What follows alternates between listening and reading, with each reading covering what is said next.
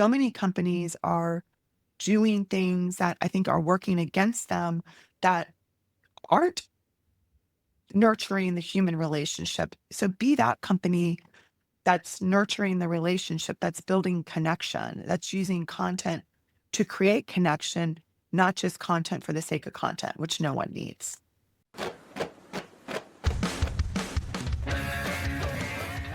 Oh, yes, this is the Hardcore Marketing Show. I'm Casey Cheshire, your host for this epic journey. Today's show is sponsored by Ringmaster, on a mission to launch B2B podcasts that create relationships, generate revenue, and drive growth. Ringmasterlive.com. Bam.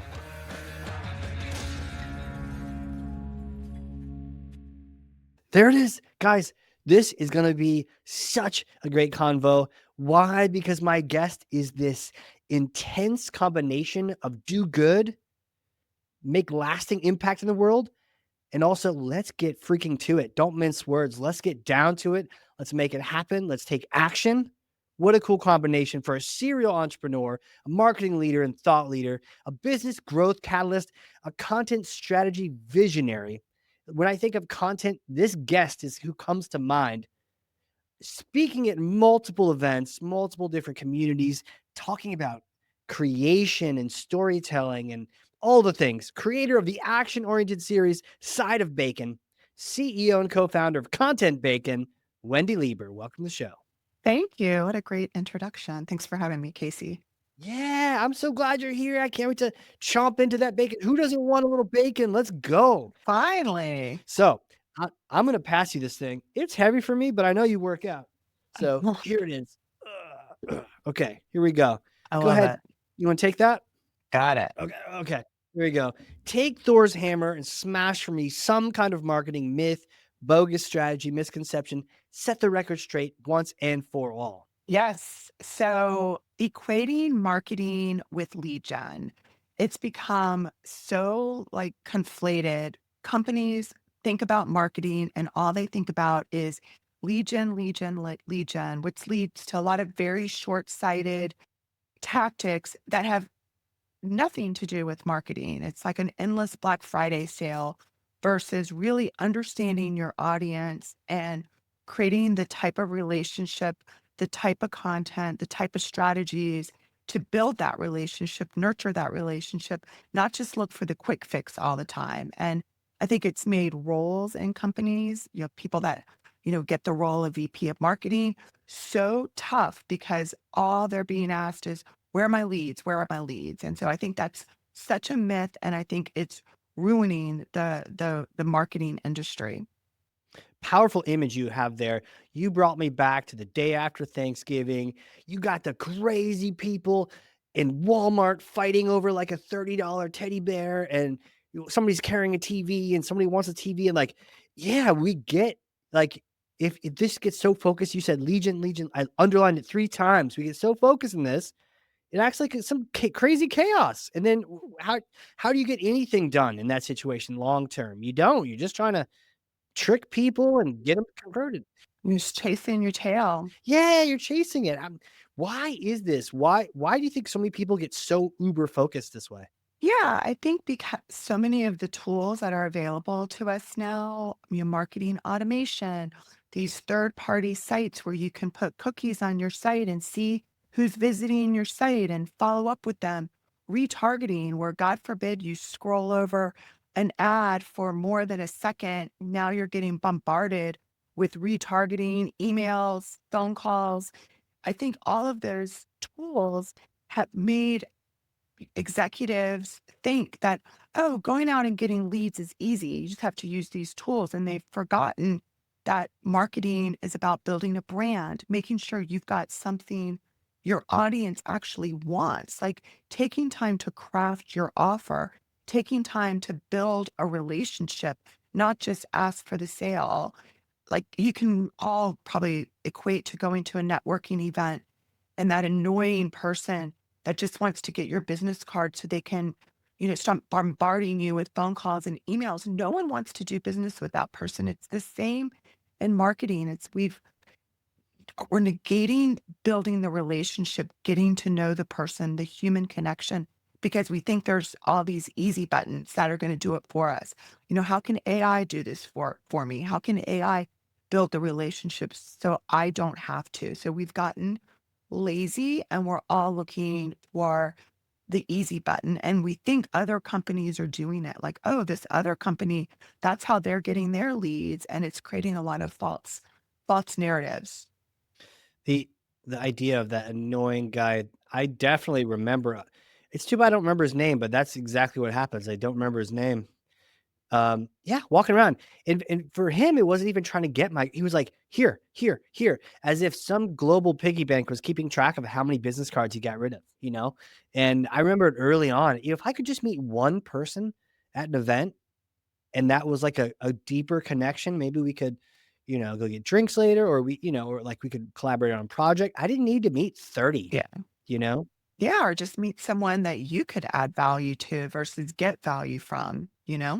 Yes, yes, adding value. And you mentioned the human connection. Tell me more about that.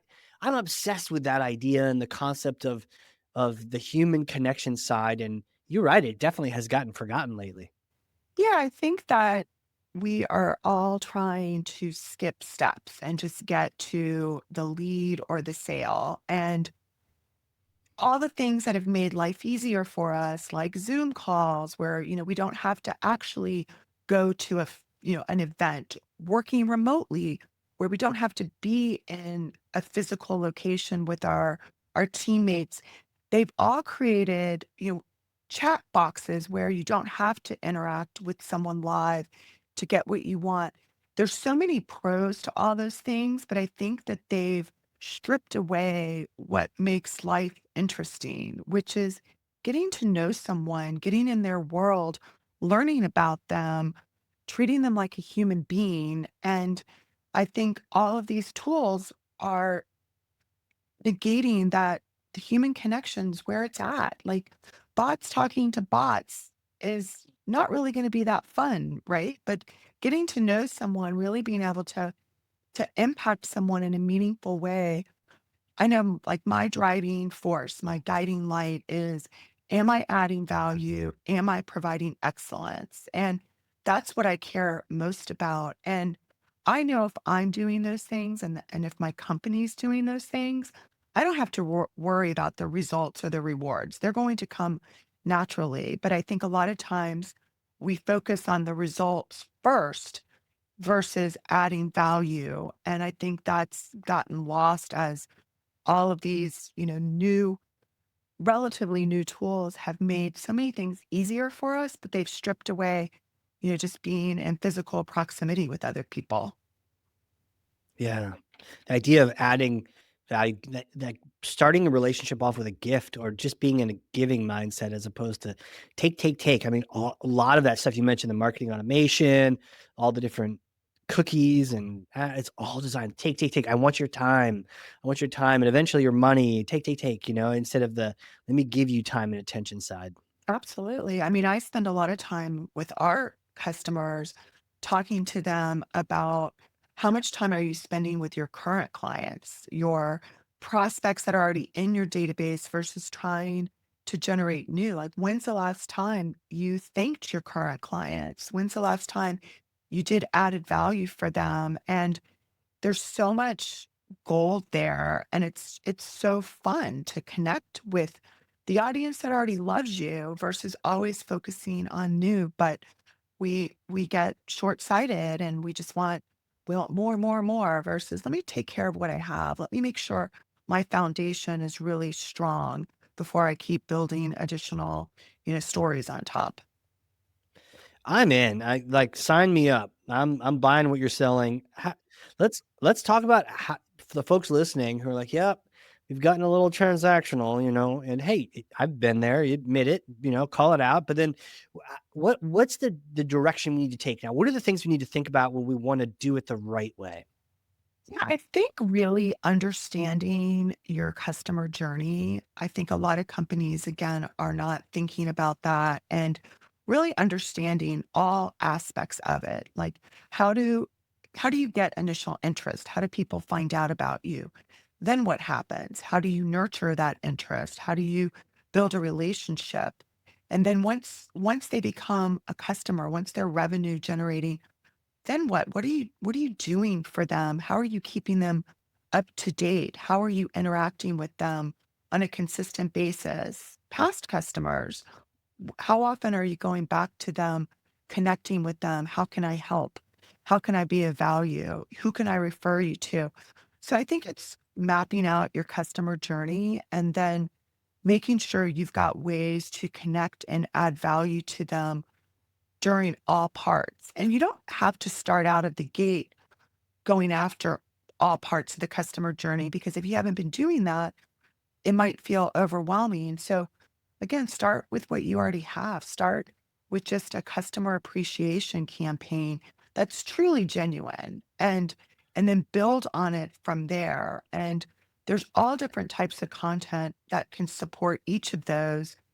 And once you start thinking about it through that lens, it becomes a lot easier and more natural. And if you're thinking about adding value, it's really about what's in it for them. What problems are they having? And then positioning yourself to solve those problems versus, to your point, just give me, give me, give me. It's really, again, adding value, asking them and not not just trying to sell something, but really solve something. And that's how you build loyalty. People do business with people who they know, like, and trust. And what better way to build that likability, build that trust than to really be of value, really be of service? Yeah. And you I mean, that key point, the idea of you have to ask them, like our own biases are not like anytime you've seen a Super Bowl commercial and been like, that's a terrible Mm. commercial. Well, maybe, or maybe you're just not who the target is, Right. right? So like I have been so guilty of this through many, many years of assuming I think I know what our customer's journey is. Yeah, Everything from what they're thinking and feel. Oh yeah, yeah, I know. This is how I would feel. Well, maybe, but maybe you should ask them. That's why I love podcasts and in-person events and anything where you can just get in front of them and get the real deal. Because usually we're biased, right? And we're not our customer. absolutely. Yeah, a perfect example is I have a personal bias against email because I'm bombarded with lots of email that I don't know how it got in my inbox. A lot of it's spam, the LinkedIn messaging. So if I put that hat on and be like, well, I don't like it, so I'm not going to do it, then I'm missing a huge segment of the market because bottom line, email marketing works, but it only works if what you're putting in the email is targeted to your audience, is adding value, and isn't just a bunch of AI generated low quality content to send out more emails, but there's thought behind it, there's strategy behind it because there are tons of emails that get my attention, that I spend time with, that I read the newsletter. The other pet peeve of mine is with the LinkedIn messaging, where again, you can use all these AI automated tools to bombard, your inbox. I'll respond every once in a while to some. Some will actually be good. And I'll be like, okay, I'm interested. And then it's crickets. I don't hear anything. And so that's like where you're generating the interest, but then you've got no follow-up in place to actually, y you know, gung ho, use the AI tools to generate the interest, but then make sure you've got the human that can then step in and follow up and have that conversation versus just rely on that and then miss, the interactivity, the triggers that are sending you signals that, hey, this person is interested. They're raising their hand. And that can erode trust very quickly. It certainly does for me. They say, trust is hard to earn, very quick to lose. Yeah. And nothing like that, like, sometimes one of my pet peeves is, when I get a spam email and, I already know you hate email, so you're with me already on this one, but you get an email and it starts with a lie, Yeah. right? "Hey, we looked at your website," or we reviewed all of such and such," or "We checked out all of your" like, I know you didn't. Like, Right. I know you didn't, you know you didn't, and you literally started our entire relationship off with a lie. Like that wouldn't work in any other setting. It's not gonna work, meeting people at a singles event, that's not gonna work anywhere. Like you're gonna start this whole thing off by lying to me. Um, it's just crazy. But one of the things you mentioned earlier, the customer appreciation campaign, that kind of got my interest. Can you tell me more about what that is? And like I'm just trying to formulate how I might launch one. Yeah. I mean, I think it could be as simple as sending each of your customers a handwritten note, a custom video, a gift. Pick up the phone. I don't think it has to be overly complex. Now, maybe you've got thousands and thousands of customers, so maybe that feels overwhelming. So, how do you do a mass appreciation in a customized way? I think that's where, being innovative will come into play. But even if it is mass, I mean, when's the last time you got a thank you, a personalized thank you from the CEO of one of the vendors you work with saying, Casey, we really appreciate you. If there's ever anything you need, I'd love to hear. So I think it's really just coming up with something that you can do, that you can implement. Maybe you have to do it in phases. Maybe you can only do a certain amount every week or month, and over the course, of a year, you get through them all. But the point is make the effort, have a system in place where you're picking up, the phone, or you're sending out something personalized a few times a week to a segment of your audience. Yeah. Gifts are great. Like getting something in the mail that's something useful, that's something that feels like, oh, someone really took the time to think about what I might like. I mean, that goes a long way, and not just doing it during the holidays when perhaps she might expect it, but doing it on their anniversary or just, anytime. I think those are things that they do take effort, they do take money, resources, but why not? Why not give that to, the customer who's loyal? Maybe it's giving them added value, doing something for them that they're not paying for, but you'll know they're really going to appreciate. Sometimes we've, done extra content, or we've updated their LinkedIn profile just because we see that they need that. So we're just going to do it for you. We're not going to ask, you to pay for this. We're just going to do it for you. So, how might you do something like that? But I think the first thing is just the awareness of it, right? Like, what can you do? And it feels really good. I mean, I don't know about you, but it feels really good to be a giver. It feels really good to add value. It feels really good to offer gratitude and appreciation to others. It does. It really does, especially if there's you're not expecting, like you said, you're not it's not an upsell. It's not during the holidays because that's almost an obligation, or but out of the blue, it's fantastic. I remember it was during the holidays. I remember one of our accounting firm sent us this giant basket, and we're a small company, so we don't usually get that very often. So I was like, "Hey, this is really nice of them to do that." Um, yeah, just but like the appreciation, you mentioned the personal note, right? It doesn't have to necessarily be a lot of money, but just something that says, "Hey, we see you and we appreciate you." Just sending them some love, Yeah. man. That makes you feel good inside. I mean, it could be also posting on their social media. I see this all the time too. It's another pet peeve where all people do is post and boast, their own stuff, but then they're not commenting, they're not supporting their customers, their peers by liking, adding value. So that's to me like a simple thing to do where, 10 minutes a day, a few times a week, and you're not doing AI generated comments. I've been starting to see a slew of those where you can just snip it out that someone just created some, Can you tell? oh my goodness. Yes. Yes. It's just so boring and so generic. You can just tell. So don't do that. Be genuine, be authentic, read what someone actually posted and write something. And listen, even if it's something controversial, maybe you don't agree with that. Okay, no big deal. Like write a thoughtful comment that starts a dialogue. Like social is meant to be social. So don't just be someone who posts all the time but doesn't add value and reciprocate on other people. You know what? I think one of the tells for me is when I see a double hyphen. I don't know if that becomes a different word if there's two hyphens together, but it becomes that elongated hyphen.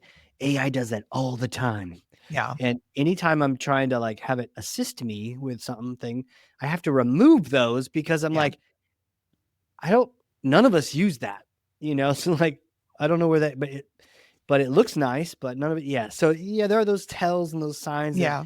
I think eventually, back to our convo on the human, I think eventually our socials, our AIs are going to be just posting social to each other. Yeah. And who's going to be interested in that? Nobody, nobody's going to be interested. A quick question on gifts though. Everyone's dying to know this. Do you send a slab of bacon to your customers? So we haven't done this in a while because the company we used to use got bought and they didn't have the same ingredients. But we used to send these amazing cupcakes that had candied bacon on top, and they were incredible. So a couple things got in the way, like during the time of COVID when everyone started working from home. It was hard to send a physical gift like that so that the company could appreciate it, but then also, like I mentioned, we used to use a fellow EOer's company that she sold, and that company wouldn't do that for us anymore. And we never found a replacement. So that's on my list though. So I'm gonna find because that it was so fun to send those and get the pictures, get the thank yous because people just loved it. And there were cupcakes with bacon. It was like maple cupcakes with like this frosting and then candied bacon. Maple cupcakes. They were so good. Dang, you know what? I feel like I would sign a deal with a company just for that, They're like, geez, these guys sent me maple cupcakes with bacon on top. Like, how do you say no to that? That seems like that's a no-brainer. Yes. Yum. Right now someone's going like, "Damn you, Casey, I'm hungry now." I Well, go know. get yourself some cupcakes. This is your excuse. It's allowed, and because the podcast said so, there's no calories. It's all so I hear. So I hear there's no It's calories. approved. Yeah. Wow. Okay. So yeah, just it's the creative, it's the fun side. It's a chance to exhibit, that you care, but also in a fun way. I love that. It's not overly complicated. I think that's what's also happening today. I think, listen, more and more tools come out. I mean, I'm on a lot of different chats that are constantly talking about the newest tool. It's so overwhelming. And if you just master the basics, you will succeed because so many companies are trying to find the newfangled tool, the newest thing, and they've got their eye off the ball, which is really what's important to your customer. Build relationships with your customer. Like master the basics. Don't try to do all these new things if you're not doing the core things right. Like what tools are you already investing in? Are you using those to the degree like a CRM? That's something that can be so helpful in nurturing relationships. But again, most companies use it as just a glorified, contact database, not a place that can really help them nurture relationships. What are people responding to? Instead of sending everyone the same mass monthly newsletter, how do I segment my audiences so I can send them things that really add value? So I really am a big believer when things start to get too complicated, it's a good chance to just be like, let me just master the basics. Let me just make sure I'm doing the things that make good business sense. Like take care of our current customers, take care of our current team members, nurture the leads we already have, and I think that could be such a huge competitive differentiation because again, so many companies are doing things that I think are working against them that aren't nurturing the human relationship. So be that company that's nurturing the relationship, that's building connection, that's using content to create connection, not just content for the sake of content, which no one needs. Yeah. Yeah. No, right? Because then it just becomes busy work. You can instantly create all this content and just no one's gonna read it. I think I saw a stat somewhere that said like 87% of all content goes unconsumed, you know? Yeah, there's so much more of it now. It's so easy to use ChatGPT to create something for you, but then, who like I've read tons of people like, "Oh, I just used AI to create this book." And I'm like, "Okay, like, and like who cares? Who's going to want to read it, you know?" Yeah, no one. Mm. Well, but speaking of that, like, what do you read? Ah, You mentioned some groups, some reading. How do you learn? Where do you get your input from? yeah, so what's been getting my interest a lot lately is I mean, I love podcasts. I mean, you have a great podcast. I love listening to conversations. I love good documentaries. I get a lot from sports documentaries. I just watched the Aaron Rodgers documentary Enigma. Rewatch and rewatch Michael Jordan, The Last Dance. I watch Chef's Table. And the reason I'm mentioning all those is because there's leadership lessons in those. There's entrepreneurial spirit. There's studying greatness. I love studying greatness. I love studying what others are doing. Like Men Who Built America is such a great documentary on the History Channel on, you know, the Rockefellers and the Fords. And Mm, it's so inspiring to me. So watching documentaries is definitely something I get a lot of inspiration from, and gives me a lot of ideas and fuels creativity. In terms of books, like I like rereading.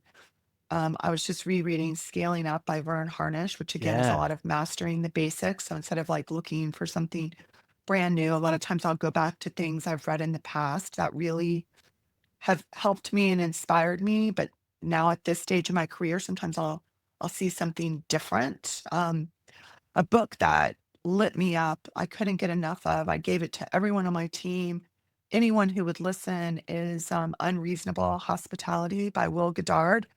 It's on being of service and going the extra mile. It uses the restaurant industry as the laboratory, but it's such a great book that you can apply to any industry, and it really just inspired me at all new levels. So those are some of the things that I think for me, what I'm always doing when I'm listening, reading, watching is I'm not like making it my guru. Like I'm not picking up a book and then being like, okay, I read this book. Let's change all our systems and do this thing. I'm taking from it what really inspires me, what aligns with me, and making it my own versus, the shiny new object of the moment. And so I think that's something I've learned over the years because I used to be, that type of leader who'd go to a seminar, read a book, hear something on a podcast, and go back to my team and be like, let's do this, guys.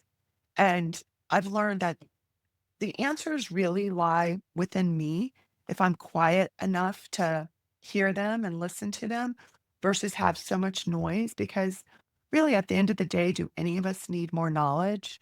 I mean, probably not. Like we're in knowledge overload, but it's more about what really inspires us, what aligns with us, what's going to have the greatest impact, Mhm. and then listening to that. And so I combine the two so that it's a reflection of me versus me taking on someone else's advice and then trying to turn that into my own. Oh, man, that is where it is at. My next thought for you then really is just, who are you? Who are you? How do you know all these things? I know you're reading and you're learning and you're constantly networking and giving and receiving, but, like, take me back in time. Little you days, did you know you're gonna be teaching people the way, how to do these things and kinda coaching them? What was it like being little Wendy? Yeah. So I'm the youngest of three girls. I grew up in two parents from South Carolina. So Southerners, strict, very disciplined. Children should be seen and not heard. So I was very shy growing up. And yeah, I didn't have that entrepreneurial spirit. Well, I say that, and then my mom reminds me, oh, you were the best at selling Girl Scout cookies. You would Yes. always win every contest. So I think I did it more from a good girl identity. Like I want to, be a good girl and do what's expected of me versus this entrepreneurial drive. Um, but yeah, I mean, over the years, I was very lucky to work for companies that I had great mentors and people that really instilled confidence in me, believed in my greatness, which over time I started to believe in my own greatness. And Love that. that's the number one thing that fulfills me most is when I can see that in others. And because of my belief in them, get them to believe it in themselves and start to see them step up. So I think as a leader, as I've evolved, being able to now give that away, give that power away, give that knowledge away, give whatever I have away so others can use it has become just great fulfillment. But yeah, I wasn't an entrepreneur, I wasn't a leader out of the gate. I had to evolve into those things. And again, I'm very lucky that I had great mentors, people I learned from that gave me that opportunity. And so for me, being able to give that back is something that's super important to me. Yeah, I no, I can totally see. Um, I mean, the idea of the mentor, right? They're not getting paid, they're usually Yeah. giving back. Yeah, and it's not always like mentorship, like people being nice to you or people like sometimes it's like tough love. It's like Yeah, people telling you like it is, people giving you feedback that maybe you don't want to hear about yourself. And I guess that's maybe a strength that I have. I've always been coachable.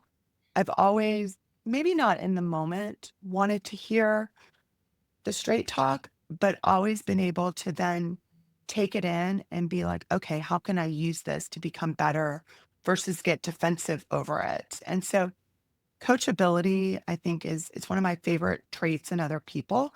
And it's something that I really try to make sure I instill in myself so that I'm constantly learning and growing because I don't think there's ever like a top to the mountain. You never get to the peak. There's always more to go. And yeah, that's what inspires me about life is, okay, what's the next level? What's the next level? Where's the next level of being uncomfortable?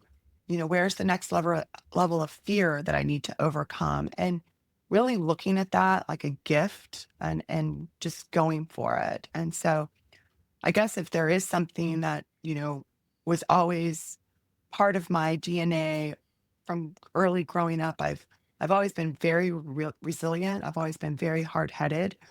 So, those things didn't always serve me well as a kid with uh, strict parents. why do you suppose you were? Why do you suppose you were? Is it just kinda who you are? I think I came out of the womb that way. I was, maybe the youngest of 3. I was just super hard-headed. I was a "don't tell me what to do," kind of attitude. I don't know why, but I've always been just super resilient and yeah, like very independent. I don't, never liked to get help from anyone else. Always been a struggle for me to ask for help. Let people know when I'm feeling weak, let people know when I'm feeling insecure. I've always been like, no, let me fake it till I make it. Right, let me power through this thing. Yes, Yeah. yes. Man, and so you've powered your way all the way up to now you're, co-founder and bacon queen. So tell us, content bacon, like what do you guys do? Who would be a great partner for you to work with? Like of the folks listening, if they, what pains do you solve? Yeah. So we describe ourselves as content as a service. So we help companies tell their story to connect with their target audiences through meaningful content. And we help companies really identify the customer journey and how best to use content to make sure they are connecting with their customers in a meaningful way that generates results. So we not only do we help create the content strategy, but we implement it, we measure it, we make sure it's working. in the last 2 years, we've really aligned more with our customer CRMs and really helped companies find the gold in their CRMs through a combination of the CRM strategy, the content that supports that strategy, and the technology to make sure it's all working together to generate really positive ROI. And we love it when we're in a relationship like that with our customers because we have more skin in the game.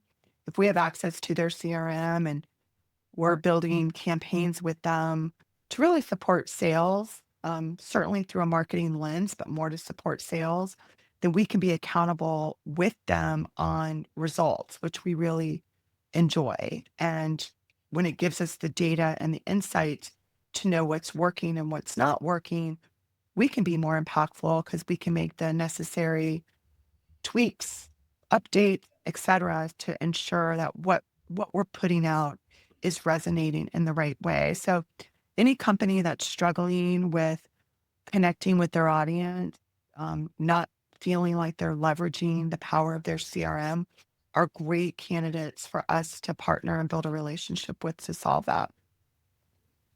Yeah, the content to connect. That I mean, yeah, this is it's counterintuitive. If you do it the wrong way, your content is disconnecting with your buyer. But if you know the human behind the scenes, then it makes it such an amazing bit of content. Juicy bacon content. Yeah, tasty, tasty custom Tasty. content. Oh my gosh, that is I love that. Tasty custom content. That almost sounds illegal, doesn't it? Mm, almost. What do you got in the trunk? Tasty custom content. All right, put your hands up. You're under arrest. That sounds too good. Um, I've got a bit of a hypothetical question for you. Tell me. Okay, here we go. See, I may or may not have a time machine up here in New Hampshire. And let's be honest, I do. It's covered in a tarp in the backyard. So you come visit, right? Do a little event in Boston or something. You drive up north, we get some lobster, some beer. You use the time machine, and we get to go back in time. But it's a certain kind of time machine where you get to go meet yourself a couple days after graduating from school, right? You just got out. It's a couple days later. You got that shiny new business degree, the marketing degree, right? And it's like you get to meet yourself and talk to yourself. What kind of advice would you give yourself? Yeah, it would be to um, really just believe in myself, have confidence, make myself number one. Like, don't care as much what other people think or do things based on indoctrination, what's supposed to be, and really align with what feels good for me.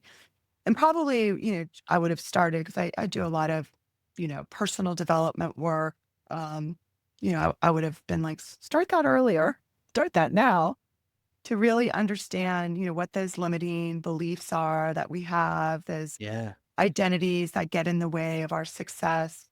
But really, like, just make yourself happy, like, have fun, be good to yourself, replace those negative thoughts in your head with some empowering ones and go make the kind of difference and impact you want to make. man. That is well said. Do you think you would have listened to yourself? Probably not, right? Isn't that the saying? Youth is wasted on the young? Oh, 100%, right? Yeah, I mean, I tell my mom all the time now, like, she's right about everything, but, growing up, she was wrong about everything. I mean, I would just fight with her. Something would come out of her mouth, and I would just disagree because that's just what I wanted to do. So, yeah, I think, everything that we all go through is perfect for what we need to go through so that we become, who we're meant to be. And so the time machine is great to think about, but in reality, right, it's like the journey we've all taken is the exact perfect one for each of us. I mean, I do have a time machine, but you don't wanna use it is essentially what you're But no, I do want to use it. I'll use it for like some investments. yeah, you're like, hey, please you'll see this company called Apple? Yeah, exactly. I'm thinking Apple, Amazon, Microsoft, Yeah, I know it looks lame right now, but please mortgage everything and go buy some. 100%. 100%. So good.